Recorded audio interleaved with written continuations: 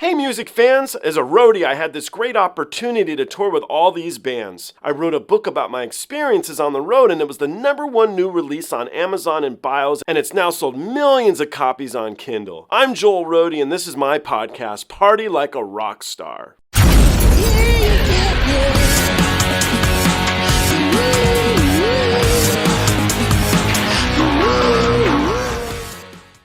So on New Year's Eve, I went with my girlfriend. We went to Mike Davenport's house. Of course, we started talking music, and Mike and I felt maybe it'd be fun to do a couple videos here talking about what we were talking about, which was Noah Weiland was one of the subjects that they had come out with some stuff. So we're going to jump into that together. If we don't know Mike, Mike is the bass player of the band The Ataris. They do have some dates this year. You guys should go check them out.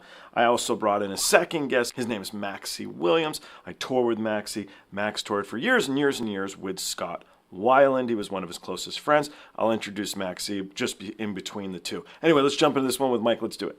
Okay, so last time, we were doing a lot of talking. One of the other things was about Scott Weiland's son here, and basically the gist of what I had read on through Facebook, actually, was that he doesn't want to ride the shirt tails of his father's legacy, wants to carve his own name, man. And that got me thinking. I'm really opinionated on this, and so I wanted to hear your thoughts. But I'm going to start reading the Rolling Stone article, because I think this is what started it all, and I haven't read it yet. So anyway, it says Scott Weiland's son is making gritty alternative pop and finally forgiving his father. Okay, so up to a rough start. I got opinions on that too. We'll see. I think his father was a great guy. So Noah Weiland, who records Justin Bieber style pop songs. That's interesting, because when I heard him sing, I thought he sounded a hell of a lot like his dad, and his dad ain't no Justin Bieber. Says he learned to live without the opioids that brought him dangerously close to following his rock star father's tragic path. Oh, Dad, that's. If you look at Noah Weiland's life from a certain vantage point, he's the definition of a Nepo baby. The 23-year-old is the son of Scott Weiland, the tragic former lead singer of the Stone Temple Pilots and Velvet Revolver, and spent the childhood traveling the world on Velvet Revolver tours, flying on private jets and staying in luxury hotels. God, they sure make it sound nice, don't they? I just remember bands kids kind of like looking for something to do backstage. I remember Jack Osbourne on his little scooter just looking for stuff to talk about and do, not this private jet stuff. But anyway, all right. He's an unsigned artist, okay, I'm sure he gets signed if he wanted to, that just started making his own music a few years ago, right on, but he's already generated worldwide press and tens of thousands of views for his YouTube videos, including for his brand new song, Yesterday, largely due to his family name. That would make sense, right? Right. Once more closely knows life, the story becomes much more layered. Of course it does. Noah Weiland's parents split when he was 7. Yeah. Right. Father largely vanished from his life before overdosing 8 years later in 2015. I can't believe it's been that long, but yeah. Jeez, man, time go. Money has been extremely tight. It's true. His dad did not leave money. About as far back as he can remember. He did not inherit a dime from his dad. I totally believe that. Who was almost completely broke when he died. Yeah. Weiland has worked blue-collar jobs since he was 16. Yeah, I'm sure. Battled an opioid addiction a couple years back. I heard about that. And spent the last 4 years couch surfing around LA. That could be fun. Unable to afford even a tiny studio apartment. I'd like to think that his mom would have helped out a little bit if he needed it. I don't know. I haven't talked to Mary in years. But I'm not a trust fund baby or anything like that. I believe that, right? I believe that, 100%. Standing 100%. On the front porch of his maternal grandparents' home in suburban Dallas during a holiday visit. I always get annoyed when people say that type of stuff. I bet it'd be irritating. Right. My dad was millions of dollars in debt when he died, which I think is totally true. My mom has always worked a normal job. Yeah, probably not. I mean, she was a model, I think, when they met. Yeah, okay.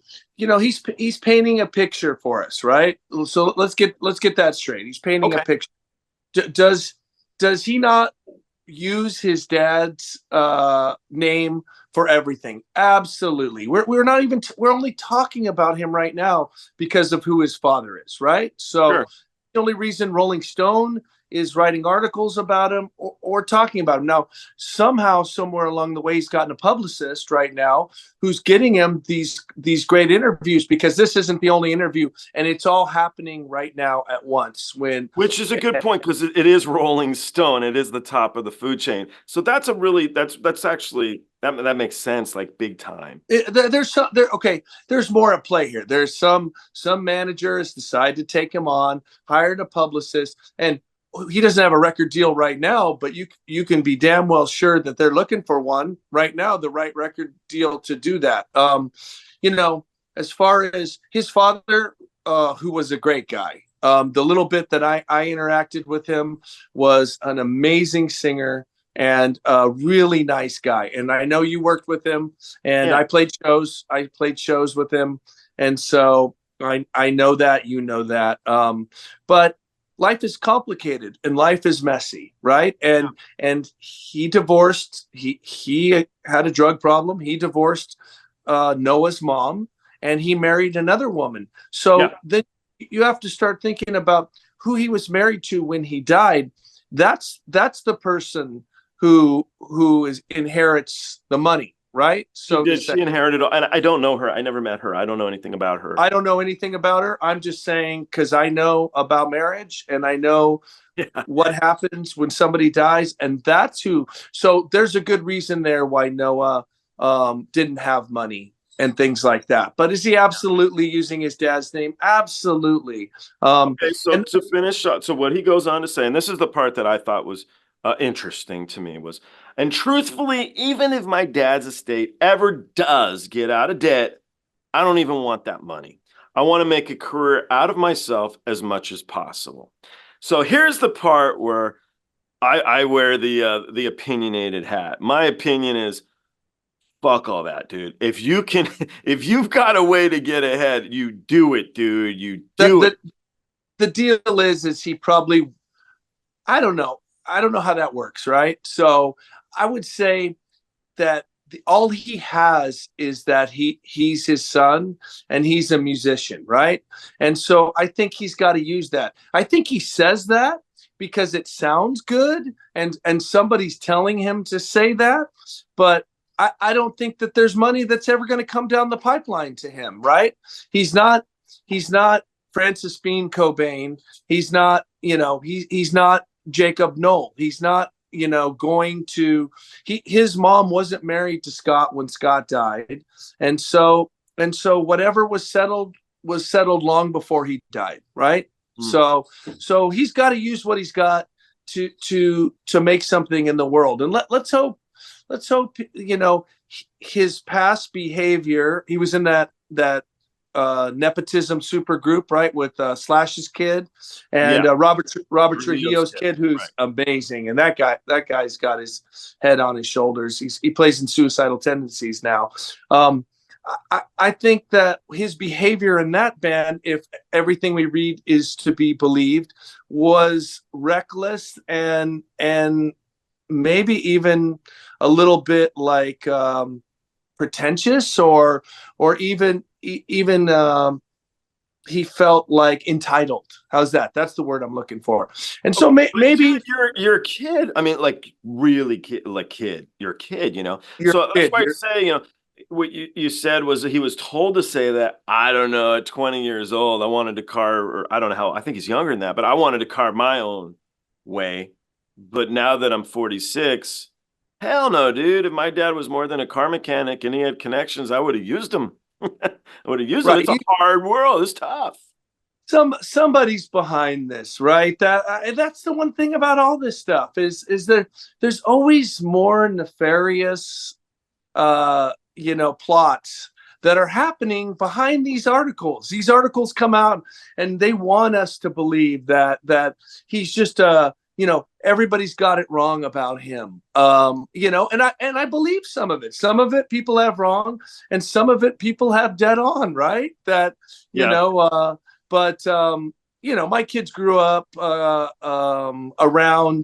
flying around to Europe and things like that, and not on private jets, for God's sakes, but still, in nice hotels and things like that. And it doesn't change who they are or make them spoiled or anything like that. It's basically, how you raise them. So Yeah.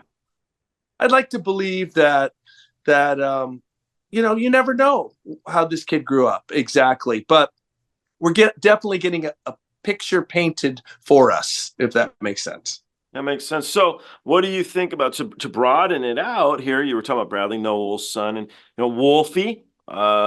He doesn't want to play any Van Halen songs. He wants to play his own. You don't, right? But his name's Van Halen, right? And this goes back to what we were talking about in the earlier question about Joey Jorgensen, which is we started touching on these bands being a brand, right?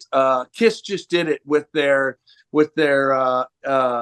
Kiss isn't going to tour anymore, but now they have these like holograms, right? That are representing them. So Lynyrd Skynyrd is a band that doesn't have any original members, and that's going to keep happening. Slipknot's going to go on, and maybe this kid will. Sublime was the next thing, right? Now Jacob Noel is taking over Sublime. What's next? Is there going to be STP with this kid? Is he making his play slowly to get back? I'm not saying yes or no, but wouldn't that be cool, right? Because it would be cool for a fan like me, and I thought he sounded a bit like his dad. I want him to, and because he's his son, right? Yeah, so Jacob Noel, if you look at the video from his first show in Sublime, sounds great. Looks like his dad, sounds like his dad, and from what I understand, the guarantees, the amount of money that Sublime is being offered to play with him is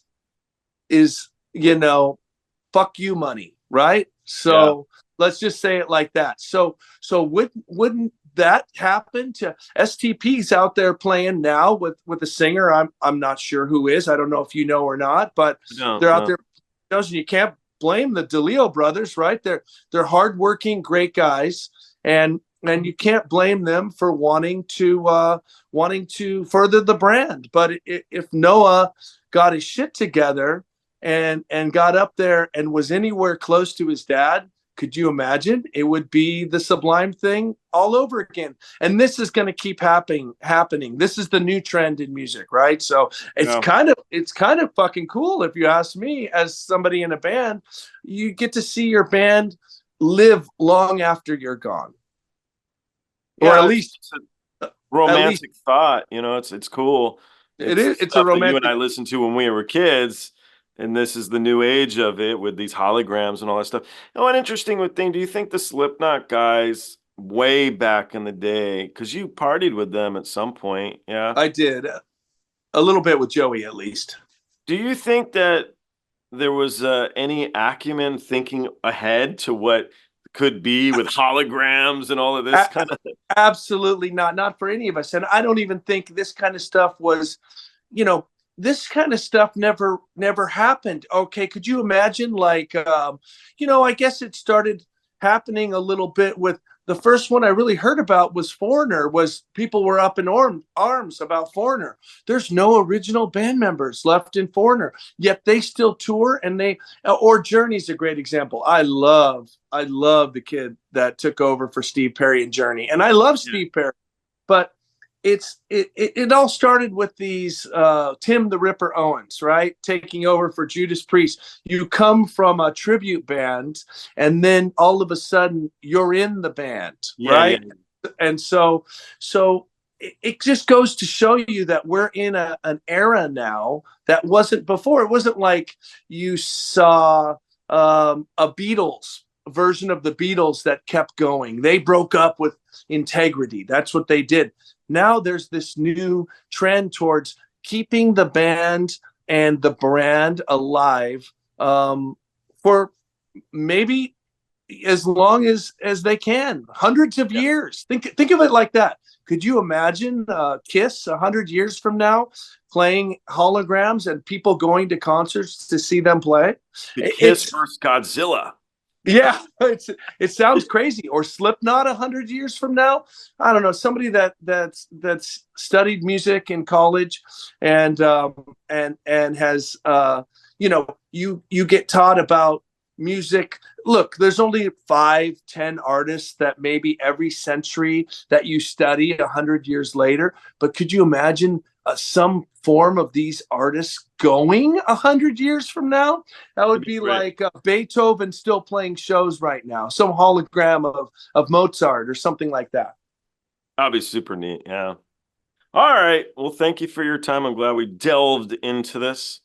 Yeah, that's made the world a better place today. Oh shit, yeah. All right, cool. And now it's just it's not me and you just talking in my kitchen, but we can tell it to other people too. Yeah, right on, man.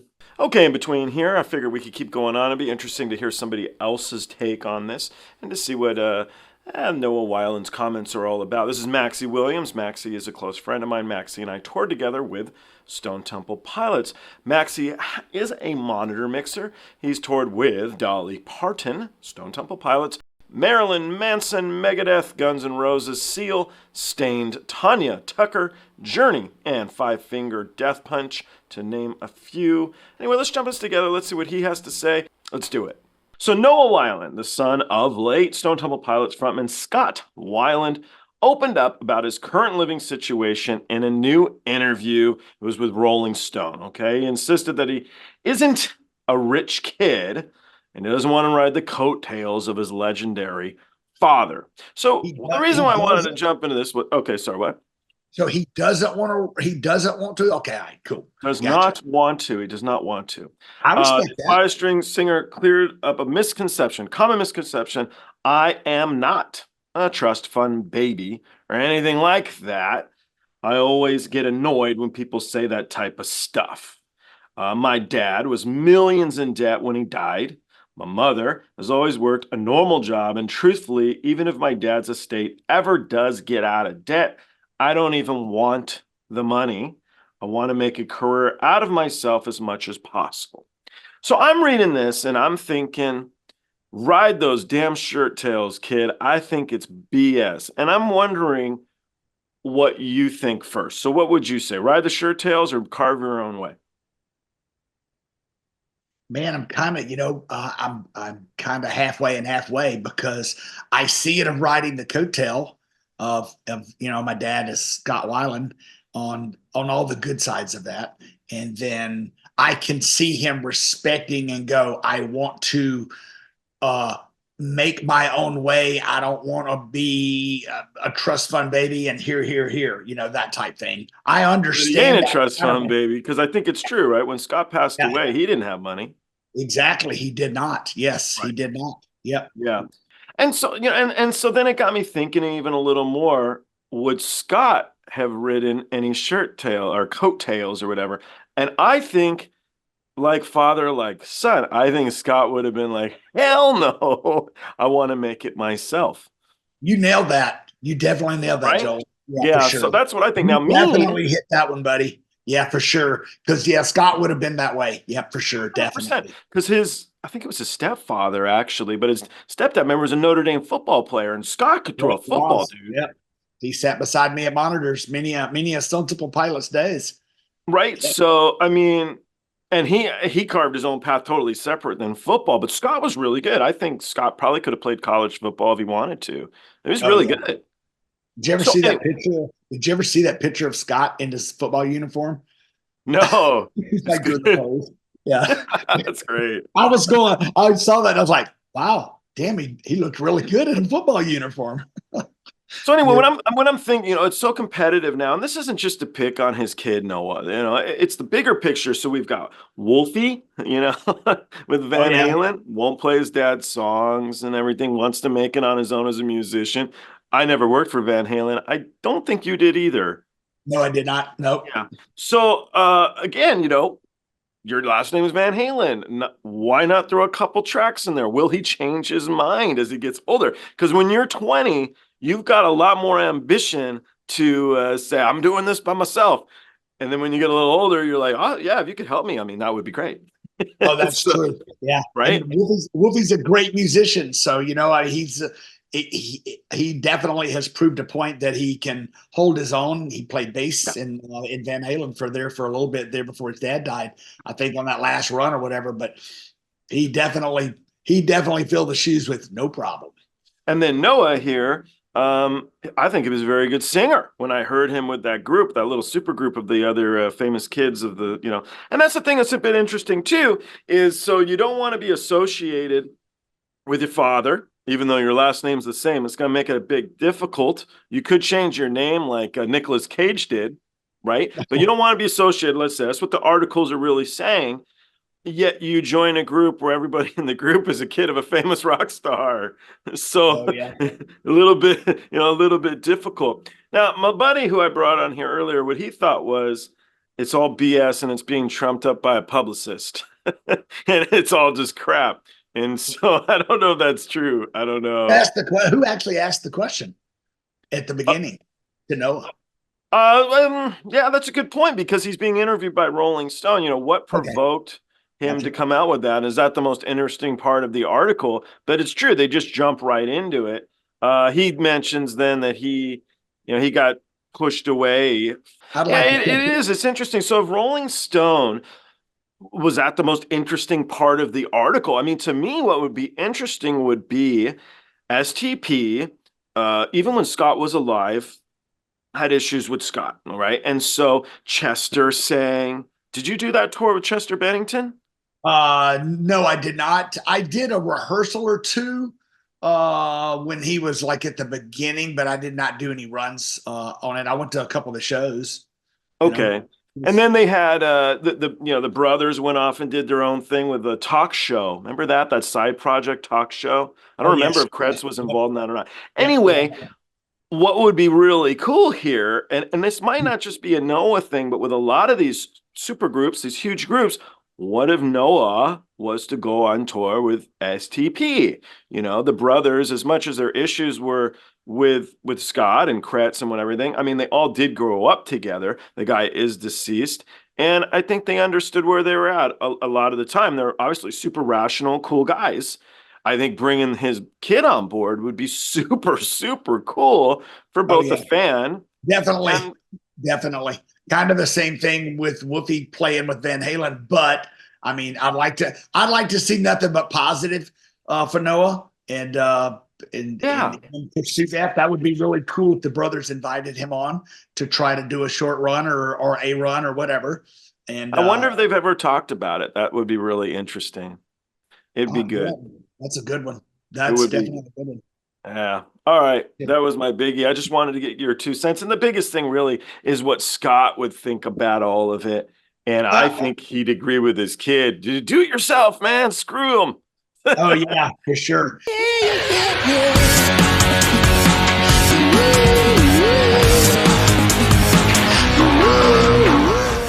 Hey, the podcast is over. What are you still doing here? Well, while you're here, like and subscribe. Thanks.